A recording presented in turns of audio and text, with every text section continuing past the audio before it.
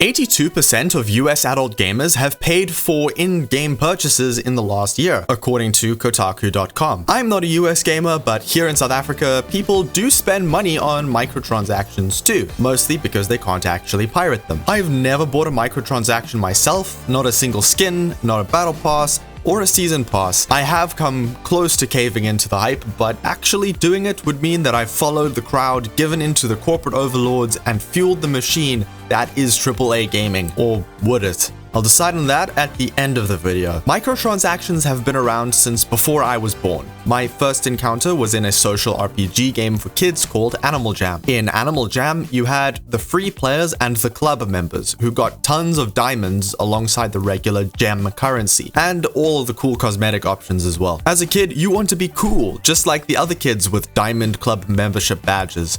So you ask your parents for the club membership, even offering to spend your hard-earned pocket money from chores to get it. I was about 8 or 9 years old at the time, and my parents looked at that and said, nope. Buying stuff online was also seen as a risky no-no kind of a thing, and they knew that I wouldn't play that game forever, so no microtransactions for little kid me. And since then, I have been committed to the default skins. Skip a few to my 18th birthday when I started playing online multiplayer games again. Super Mecha Champions was a PC port of a mobile game that was basically NetEase's version of a Gundam Battle Royale. And giving back to the developers for giving me so many fun hours wasn't such a bad idea in my head, until bots got to be over 90% of the players. I ended up just not. Today I face the tempting touch of microtransactions once more in the finals, and this time it wasn't after 100 hours. It was from day one, baby, so you know the struggle to resist has been real. Okay, enough about me for now. I'll explain why the finals microtransactions are different in a moment, and then I will decide if I'm going to buy a microtransaction in the end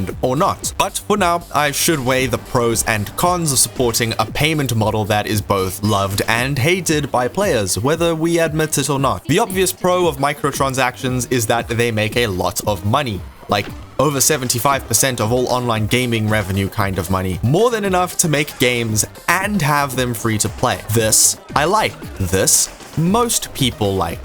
The devs get money if you want to spend it, and you don't need to give them money to access the game. A Google search shows that the strategy works since the average American gamer spends over $300 on microtransactions every year. I think that doing this is fine in the context of what I just went over, where it benefits both players and the developers. But what no one likes is having microtransactions shoved in our faces constantly, and getting zero cool cosmetic options as a free default player. A lot of online games' default skins are the blandest, most vanilla flavored skins in the game, with little to no way of showing off your personality. Using FOMO and peer pressure, or wanting to look cool and represent yourself through your character, are things that get players to buy microtransactions. A lot of game UI is starting to feel like a store that you can play a game in, instead of a game that has a store in it. Battle passes are something that I also have never bought, by the way, just since they require a certain level of grinding,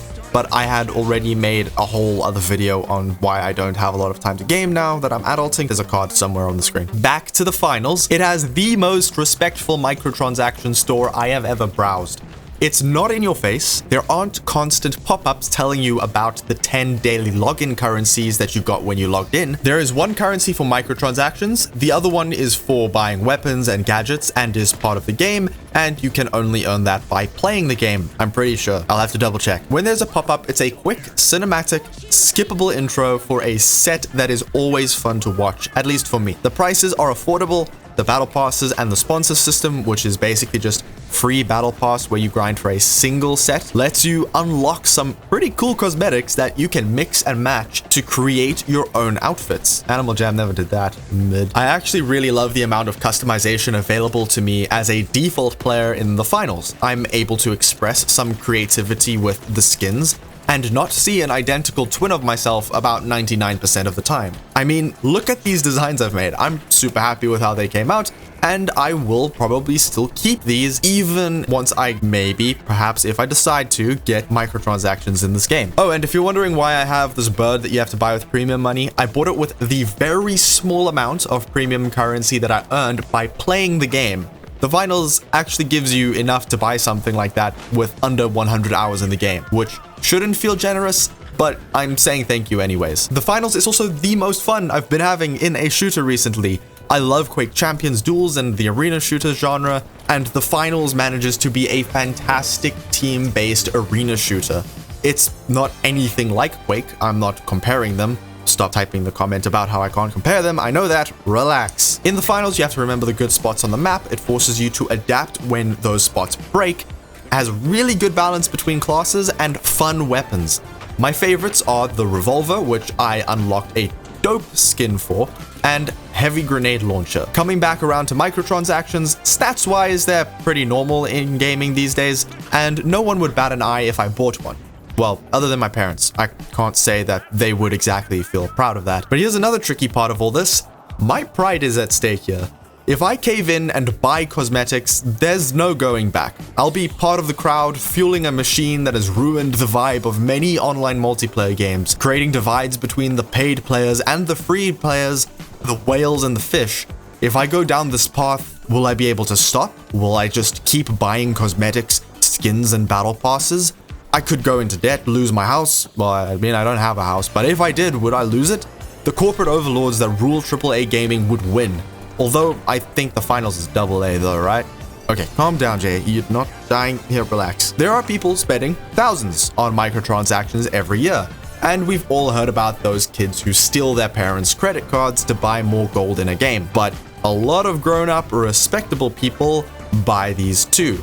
It's like a gambling addiction without gambling, unless it's a loot box or something, because then, yeah, it is just gambling. The biggest excuse for me to spend money on the finals is to support it. Buying something is the easiest and simplest way to do that. The over 1,000 hours I spent would have been worth paying for if the game wasn't free to play anyways. I've spent my whole life since Animal Jam purposefully not buying microtransactions, and it feels strange thinking about doing it, but the finals team has my respect and trust that they care about the gameplay more than the store in the game.